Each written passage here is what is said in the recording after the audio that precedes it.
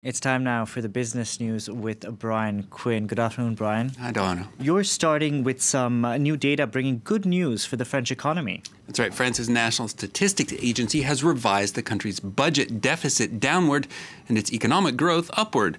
The deficit hit a 12-year low of 2.5% in 2018, beating the government's forecast of 2.6%. France's overall 2018 economic growth, meanwhile, revised up from 1.5 to 1.6%. Finance Minister Bruno Le Maire lauding those figures on Twitter. His boss, President Macron, has made bringing France in line with the EU's 3% deficit limit a priority for his administration. But there is bad news, too. Household purchasing power, that a key factor in the Yellow Vest protest movement, fell in 2018. And the €10 billion package of measures to appease the movement is likely to push the French deficit back over the 3% limit. Next, Apple has announced its entry into the streaming video marketplace. Apple TV Plus will provide both original content and subscriptions to other studios' offerings. The tech giant is facing an increasingly crowded market as it looks to pivot towards services amid slowing sales of iPhones and computers. Nick Rushworth reports. A home for storytelling, Apple says, as it bites into the online streaming business with Apple Plus TV.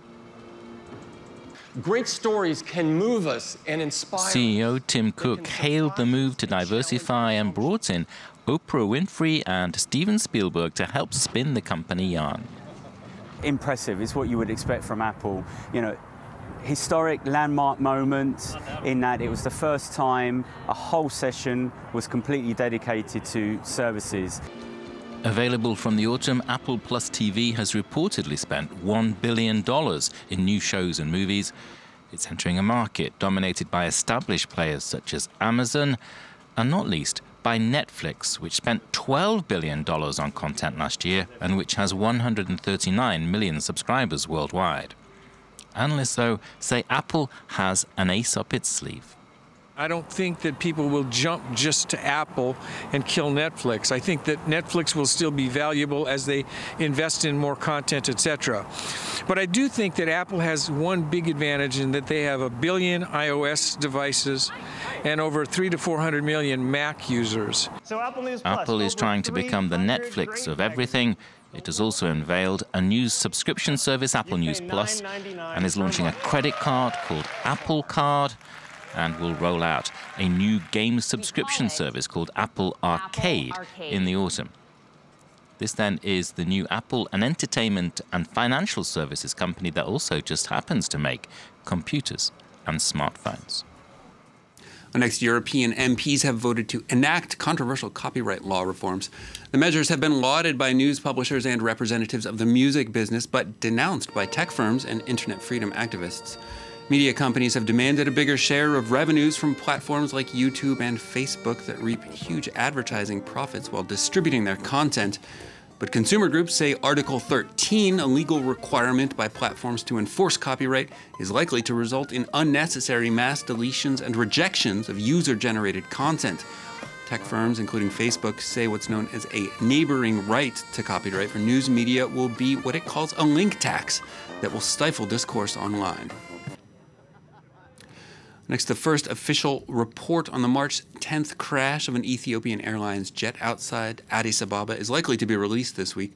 The Boeing 737 MAX 8 jet crashed minutes after takeoff, with the plane's anti-stall flight control suspected as a leading factor in the disaster. Boeing has been rushing to complete a software update for the 737 MAX series as the majority of the world's fleet remains grounded in the wake of two similar crashes in under 5 months that killed nearly 350 people. The company is briefing pilots and regulators this week on safety and training issues around the model. Ethiopian Airlines CEO says his company will be sticking by its partner, Boeing. This is perhaps a very rare occasion, maybe the second in the aviation history, where an investigation is being conducted while the airplanes are grounded.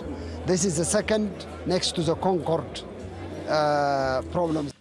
Next, Chinese President Xi Jinping's visit has been a fairly lucrative one for France. 15 contracts worth an estimated 40 billion euros were signed Monday. The headline deal, an order for Toulouse-based jetmaker Airbus for 300 planes and a deal worth some 30 billion euros.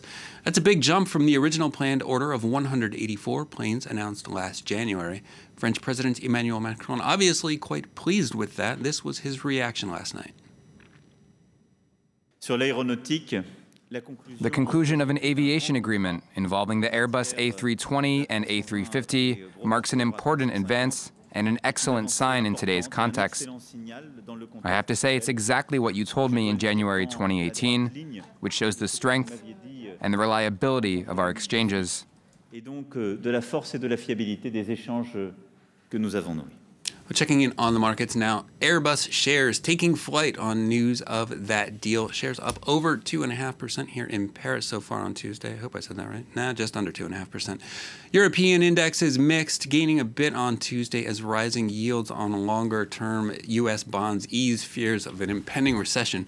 London up around 0.2% at midday. Paris up around 0.75%. The Frankfurt DAX up nearly 0.3%.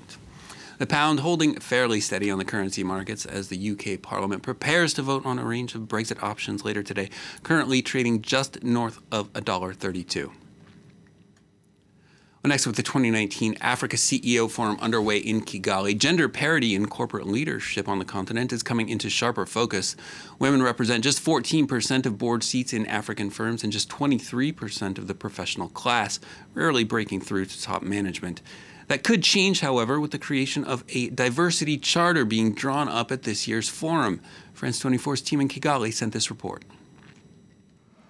1 in 5 of the people attending the Africa CEO Forum in Kigali in Rwanda is female. That is an overrepresentation in terms of the number of women in top management positions as a whole in Africa, where just 5% of women are CEOs. The goal in Kigali is to start changing that by developing a diversity charter. We've brought together 60 African business leaders, 40 women and 20 men, representing all parts of the continent and from a range of fields, and put them in a room together for 2 hours to set out a charter which will serve as a guideline for good practices. Themes in the Women in Business Initiative discussions include raising awareness of the gender issue to business owners, devising concrete action plans, recruiting and training talented women, and looking at gender issues in product development and in target setting. Not so much quoted. So it's setting yourself ambitious targets, measuring them, managing the performance around those targets, and making sure that you continuously focus on meeting them and exceeding them. Don't think about performance or track record. Look at potential and promote women into those leadership positions because of their potential. The goal ultimately is parity, 50-50 in terms of top management positions. The Diversity Charter will be presented to companies across Africa to be signed and implemented. Finally, for business, a day of reckoning for America's prescription painkiller industry. Purdue Pharma, maker of OxyContin, has reportedly agreed to settle a lawsuit brought by the U.S. state of Oklahoma over the company's role in America's devastating opioid abuse crisis.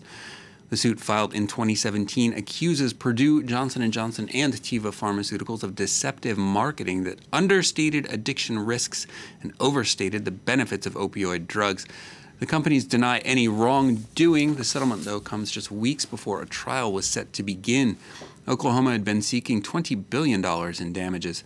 Opioids were involved in nearly 48,000 U.S. deaths in 2017 alone.